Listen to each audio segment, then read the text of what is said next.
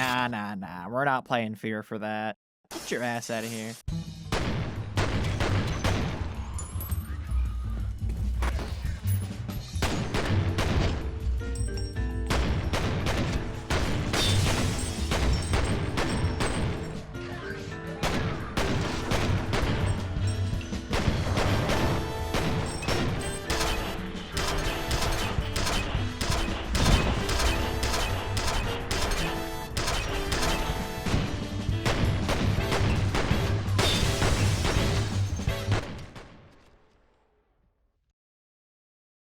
Fear is a weird one for me. It does mostly everything it sets out to do except one thing, that being the horror elements. While there are some cool horror moments in the game, Did you pray today?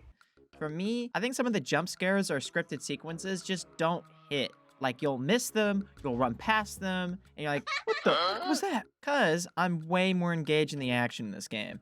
And let me be very clear, if you like the horror elements in this game way more than I do, more power to you, because the action in this game is freaking awesome. It's such a simple first-person shooter that just gets the job done. Basically a John Woo fan game. You literally cannot see shit, and there's bullets flying literally everywhere.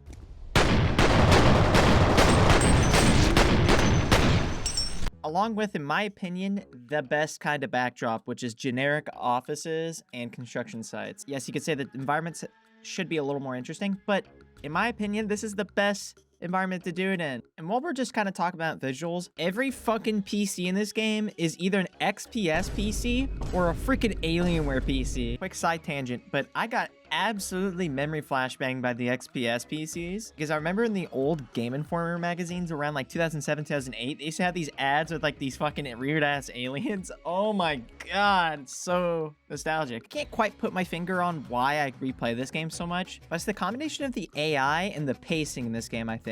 You'll have one or two moments in the game where you're just walking around solving a puzzle or something, but generally you're just doing clear house on room to room on this game. Also, bro, what are the fucking guns in this game? I swear to god, they're so fucking wacky. Number one, the one thing I fucking hate in video games, bloom. Dude, every gun has bloom! And then number two, why does every auto gun just shoot in a burst? Like, you can't shoot like one bullet, it shoots like 3 bullets. Like, oh my goodness, toggle aim. You can't switch off toggle aim. Oh my god. But honestly, those don't really like detract from the game generally. I just kind of fly around with the nail gun and the pistols and just frag out. And oh my god, the shotgun. So if you had a tier list of guns, all the guns would be like somewhere in the middle, and then you'd have like the 2 or 3 that are viable. Then you'd have the shotgun would be like an S++++++. Thing will literally turn any enemy into a fucking red mist. And like, dude, there's so much ammo for the shotgun. You could be literally using it in every gunfight and still have like 50+ reserves at all times. It's ridiculous.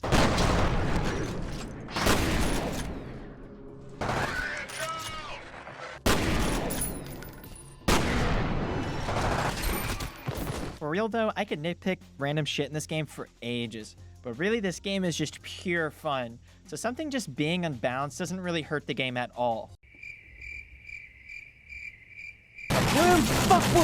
I think what makes this game hit another level though is definitely the enemies and their AI. Yeah, this is one of those games where it doesn't have too many enemy types because it's a little more of a short game, but the enemies are so well made that it doesn't even really matter. The main type of enemy you'll fight in the game are the replica soldiers. They're reskinned throughout the game with varying HP, and they might hold a different weapon, but they do a lot of different stuff in the battle depending on if they get killed fast or what your positioning is. They'll move tactically to different positions, and they'll also get into cover, or they'll make a little spacing if you get a little too close to them or if you injure them. Hell, they'll even flank you if there's an opening for it. What's great too is they have really good animations if they're trying to run away and shoot at you, or if they're limping, or if they jump through a window or something. To even add a little more immersion, you can hear their comms, and it's so cool based off what's going on. They'll call out if you see your flashlight around the corner.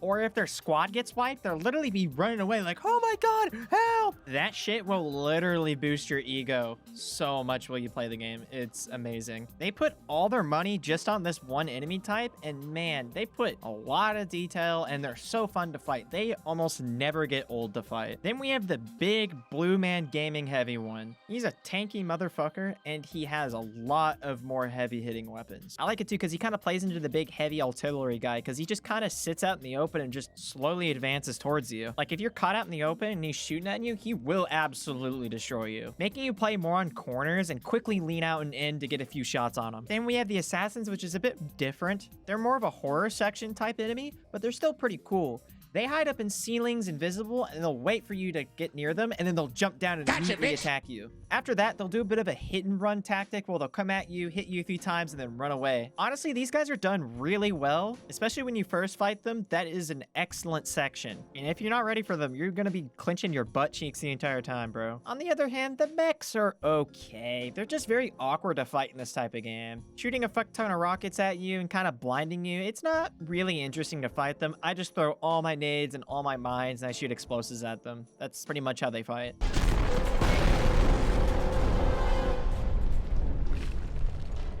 That was easy. There are some random other enemy types that appear occasionally in the game, but I won't really go into them. Also, I will be talking about the DLC enemies later in the video when I talk about the DLC itself. Also, fuck turrets, bro. Like, honestly, fuck. So for the levels, the beginning of the game just kind of warms you up, you know, trying to get you to learn the game.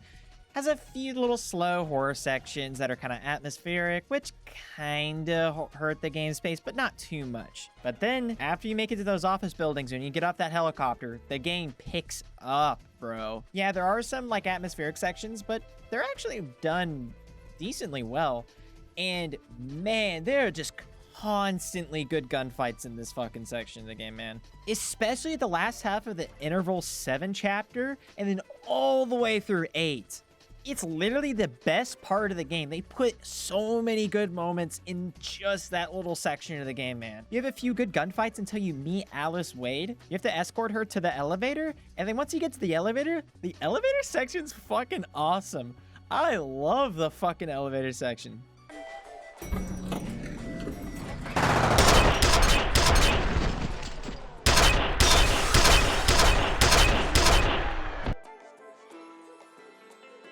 After that, there are two amazing ambush sections back to back. You got the meeting room ambush, which is fucking awesome. Then you have whenever they turn off the lights and they fucking come from all directions, dude. Oh my god. Then you're like, okay, yeah, we're done with the good sections, right? Then you get to the garage. Oh my gosh, so good. You're running up the garage and you're killing guys, and that freaking awesome music is playing.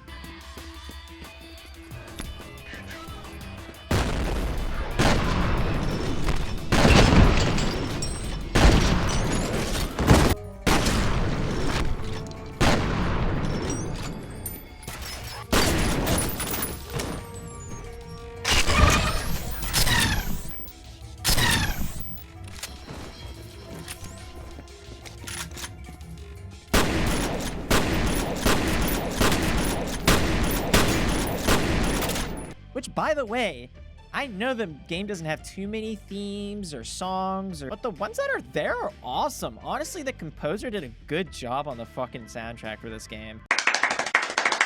You got the garage theme that I was just talking about. Then when you get to meet up with Alice Wade and you start escorting her, this little, like, soundtrack plays whenever you're getting to the elevator, which is, I love it so much.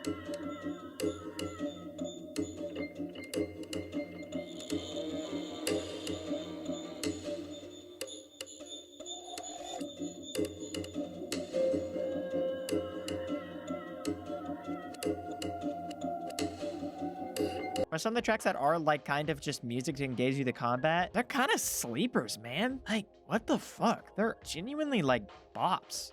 As for the story side of the game, I don't think I'm going to talk about it too much, as it's just kind of a vehicle to move the game along, to get you to go to place, to explain, yeah, we're now in offices now, and oh yeah, now we're in these labs. It's just like, oh yeah, there's these clone guys and they're everywhere, and this guy who eats people, I guess, is the leader of them. Go fucking kill him, I guess. I know that's not an accurate description, but it doesn't matter. It doesn't really matter. The story's not like incredible or anything. It's not the purpose of the game. Yeah, there are some cool sequences and story revelations, but overall, I mean, I'm not like glued to it. But what happens after it though, the first expansion for the game, Extraction Point, man, what a fucking good expansion. The expansion being arguably better than the base game in some regards, being really fast paced, and some of the horror sections are actually really well done. New enemy types, a little more new weapons, but overall, I mean, it's structured really well. See, this is how you do an expansion. You improve on the things that needed to be improved, such as the horror sections. Like now, there's these shade enemy types that you fight in some horror sections, and they're really fun to fight. The new heavy enemy is pretty cool. I love like the big shield, and the design is pretty neat. And it's for sure something that the game needed. I wanted another heavy enemy in the game like Blue Man Gaming. And then there's the mech. I'm so about the mechs in this game, but this one was at least pretty cool. And it looks like the RoboCop one. Unfortunately, it did have a bit of technical issues. I'm not really going to get into, you know, the usual crashing, weird lag I had to restart the game for. But, you know, it's an old PC, like Windows XP game, so we can kind of forgive it.